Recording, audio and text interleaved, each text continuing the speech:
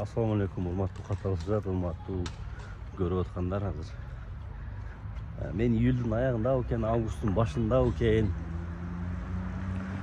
Түшүмдө жогорку кеңеш тарап жүзүндө октябрь, ноябрь айларында жогорку кеңештин депутаттыгына шайлоо болот экен деп жазып койдум эле да. Анан азыр күчөп кетти да, негедир миш-миштер. Ошо түшүм оңунан чыгат болгондой болот да.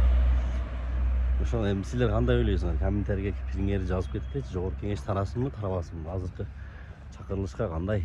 Өзү негизи азыркы чакырылыштын депутаттарынын жарымы деле кетип калды, кетти окшойт. Мандаттарын тапшырганын тапшырып. Эми баягы жогорку кеңештин баркы деле кетип калды да. Өздөрүнүн коллегасын дагы коргой алган жок, башка алган жок. Бирөө чыгып сүйлөй алган жок. Кээ бирин сотто калса, кээ бири өзүнүн ыктыяры менен тапшырып берди дегендейчи. Анан эми жеке менин оюма келсе, мындай жогорку кеңештен көрө таратып эле салган жакшы. Анан Facebook'та кээ бир комментарийлерин жазып атышат. Булар тараса деле кайра тең ушулар келет. Андан көрө качан керек бар таратып депчи. Расход кетирип, акча кетирип. Анан жогорку кеңеш жаңы шайлоо мыйзамына өзгөртүү киргизген.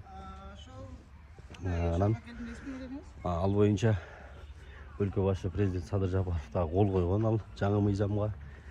То есть азыр эми шайлоо боло турган болсо, бул партийный шайлоо болбойт. Ар бир округдан 3төн гана депутат койгонго укуктуу болот да. Партия деген нерсе жок болот. Ошол. Сиздер кандай ойлойсуздар? Комментарийге пикириңерди жазып кеткиле. Анан дагы эң бир кызыгы, жогорку кеңеш бул шайлоо болот деген маселе жогорку кеңеш каникулга чыга электе деле бир козголуп, бир жок болуп кеткен.